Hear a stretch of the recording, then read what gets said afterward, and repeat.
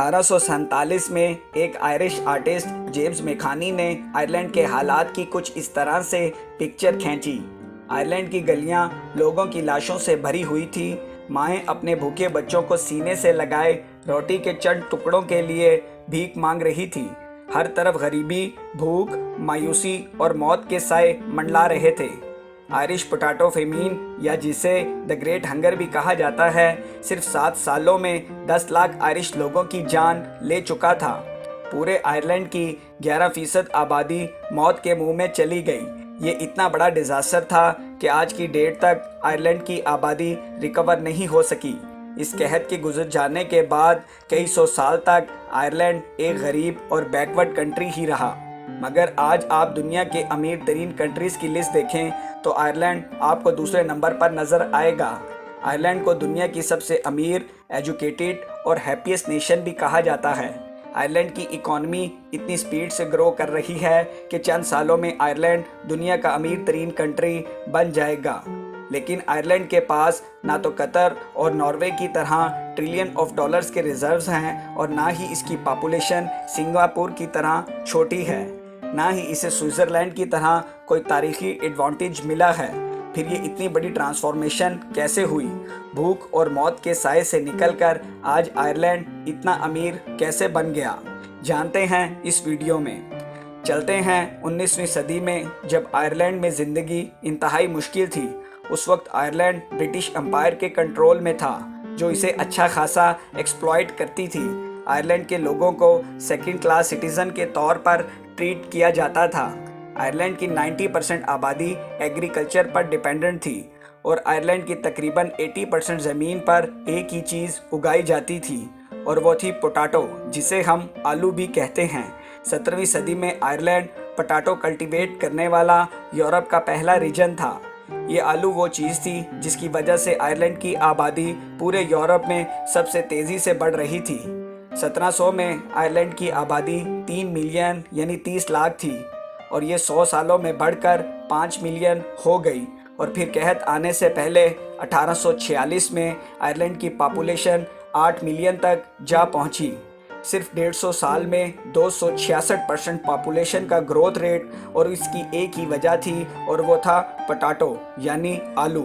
آلو کی 1 ایکڑ کی فصل اور گائے کا دودھ ایک پوری آئرش فیملی کو پالنے کے لیے کافی تھا، اور کیونکہ یہ بڑی آسانی سے بھی اگایا جا سکتا تھا اور کافی بڑی کوانٹٹی میں بھی، یہ بہت جلد آئرلینڈ کی ہر فیملی کا مین فوڈ سورس بن گیا، اور یہی چیز آئرلینڈ کے لیے بہت بڑا خطرہ بننے والی تھی۔ آئرلینڈ کی ساری آبادی ایک کھانے پر ڈیپینڈنٹ ہو چکی تھی، اور اسی کے لیے 1845 میں جب آئرلینڈ میں قحط پڑا اور آلو کی فصل تباہ ہونا شروع ہوئی تو لاکھوں کے حساب سے لوگ مرنا شروع ہو گئے۔ آپ لوگوں کو شاید اندازہ نہیں ہے کہ یہ کتنی بڑی ٹریجڈی تھی، اور ابھی تک آئرلینڈ اس کے ایفیکٹ سے باہر نہیں نکل سکا۔ 1840 میں آئرلینڈ کی آبادی تھی 8 ملین۔ 1845 میں آئرلینڈ میں زبردست فیمین آیا، جس کی وجہ سے پوٹیٹو کی تقریباً 40% فصل تباہ ہو گئی، اور 1 سال بعد 1846 میں آلو کی ساری فصلیں تباہ ہو چکی تھی۔ آپ اندازہ کریں، آپ کے پاس کھانے کی ایک ہی چیز ہو اور وہ بالکل ختم ہو جائے تو کیا ہوگا؟ اس سارے عرصے میں برٹش امپائر نے آئرلینڈ کی کوئی مدد نہیں کی۔ صرف 10 سالوں میں 1845 سے 1855 کے درمیان آئرلینڈ کی آبادی میں سے 30 لاکھ لوگ کم ہو گئے۔ ان 30 لاکھ لوگوں میں سے 10 لاکھ لوگ بھوک اور بیماری سے مر چکے تھے، جبکہ 20 لاکھ لوگ آئرلینڈ چھوڑ کر امریکہ کی طرف بھاگ گئے۔ اتنی بڑی امیگریشن امریکن ہسٹری میں کبھی نہیں ہوئی تھی، اور اسی لیے 1860 میں امریکہ میں 81% امیگریٹس آئرش تھے۔ یہ اتنا بڑا لاس تھا کہ 200 سال گزر جانے کے باوجود ابھی تک آئرلینڈ اس پاپولیشن کے گیپ کو دوبارہ فل نہیں کر سکا۔ اسی لیے آئرلینڈ آج یورپ اور دنیا کا وہ اکیلا کنٹری ہے کہ کرنٹ پاپولیشن 1840 کی پاپولیشن سے بہت کم ہے۔ فیمین تو 6-7 سالوں میں ختم ہو گیا، مگر آئرلینڈ کے حالات خراب سے خراب تر ہوتے گئے۔ سال 1922 میں آئرلینڈ نے برٹش امپائر سے آزادی حاصل کر لی، مگر 10 سال بعد ہی اسے ایک بڑا دھچکا لگا۔ 1932 میں دی گریٹ اکنامک ڈپریشن آیا، آئرلینڈ پہلے ہی باقی دنیا سے کٹ آف تھا اور برٹش سے اس کی ریلیشن بھی اچھے نہیں تھے، جس کی وجہ سے اس کی اکانومی زبردست کرائسس کا شکار ہو گئی۔ اس گریٹ ڈپریشن میں پوری دنیا کی اکانومیز تباہ ہو گئی تھی، سوائے ایک کنٹری کے، وہ تھا Soviet union. Soviet union nationalism policies کی وجہ سے نیشنل بینکنگ سے کٹ آف تھا، اس لیے ان کرائسس میں اسے کوئی خاص فرق نہیں پڑا۔ آئرلینڈ کے لیڈرز نے سوویت یونین کی ایگزامپل کو آئرلینڈ میں کاپی کرنا شروع کیا۔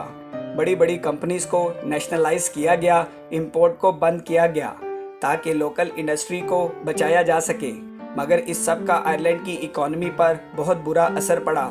آئرلینڈ کے پاس کوئی نیچرل ریسورسز تو تھے ہی نہیں، اور نہ ہی باقی یورپ کی طرح آئرلینڈ میں کوئی بڑی انڈسٹری تھی، اسی لیے امپورٹ بند کرنے سے را مٹیریل کی مزید شارٹیج ہو گئی۔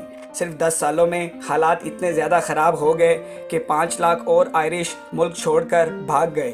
ورلڈ وار 2 کے بعد جہاں باقی یورپ ترقی کر رہا تھا، وہیں آئرلینڈ غریب سے غریب تر ہوتا جا رہا تھا، لیکن یہ سب اب بدلنے والا تھا۔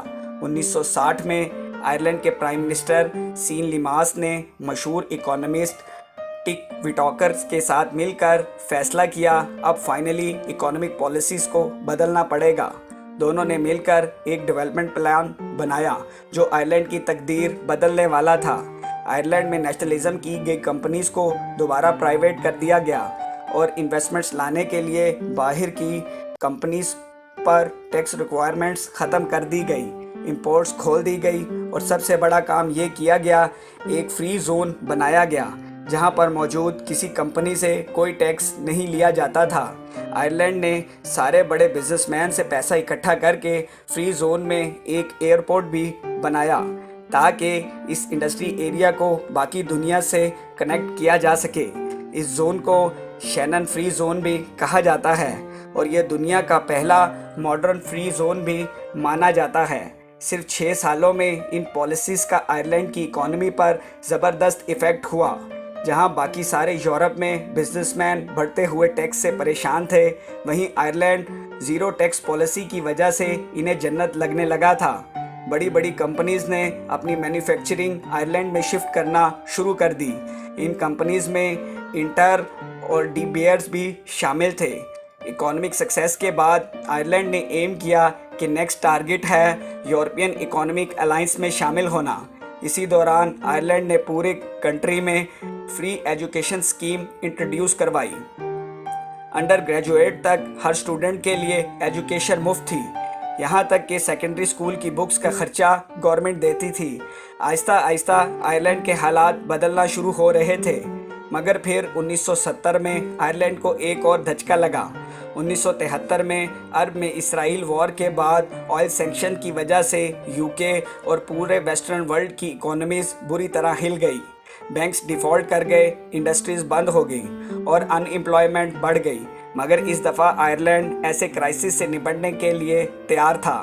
آئرلینڈ نے اپنے آپ کو باقی یورپی ممالک سے فیوریبل بنانے کے لیے کچھ اور لاز پاس کیے۔ انکم ٹیکس 20% سے کم کر کے 10% کر دیا گیا۔ امپلائیز کو ہائر اور فائر کرنا آسان کر دیا گیا۔ جہاں باقی یورپ میں بزنس مین کو کسی بھی امپلائی کو نکالنے کے لیے ایڈوانس سیلریز اور نوٹس پیریڈ جیسی ریکوائرمنٹس پوری کرنا پڑتی تھی، وہیں آئرلینڈ میں ایسی ساری ریکوائرمنٹس ہٹا دی گئی، اور اس کے نتیجے میں کمپنیز کی نظر میں آئرلینڈ ایک بزنس فرینڈلی کنٹری کے روپ میں سامنے آنے لگا۔ اگلے 20 سالوں میں آئرلینڈ ٹرانسفارم ہو چکا تھا، غربت کے سائے چھٹ رہے تھے اور بلین آف ڈالرز آ رہے تھے۔ لیکن اس سے بھی زبردست چیز یہ ہوئی کہ 1993 میں جب یورپی یونین نے سنگل مارکیٹ اناؤنس کر دی، جس کے بعد سے آئرلینڈ پوری دنیا کے لیے اوپن ہو گیا۔ Tax free policies, friendly business environment اور زبردست لائن آرڈر سچویشن کی وجہ سے ساری بڑی کارپوریشن آئرلینڈ میں اپنے آفیسز سیٹ اپ کرنے لگی۔ فورن انویسٹمنٹ اتنی زیادہ تھی کہ صرف 10 سالوں میں 1990 سے 2000 کے درمیان فورن انویسٹمنٹ آئرلینڈ میں 2.2% سے 49.2% تک چلی گئی۔ اتنی کمپنیز کے آنے سے بہت زیادہ جابز کریٹ ہونا شروع ہو گئی، ٹیکسز کم تھے، سیلریز زیادہ تھی، لوگوں کی پرچیزنگ پاور بڑھتی گئی، لوگوں کی اکانومک ایکٹیویٹی بھی بڑھتی گئی، ڈیمانڈ کریٹ ہوتی گئی اور کمپنیز آتی گئی اور ایک زبردست انویسٹمنٹ لوپ بن گیا۔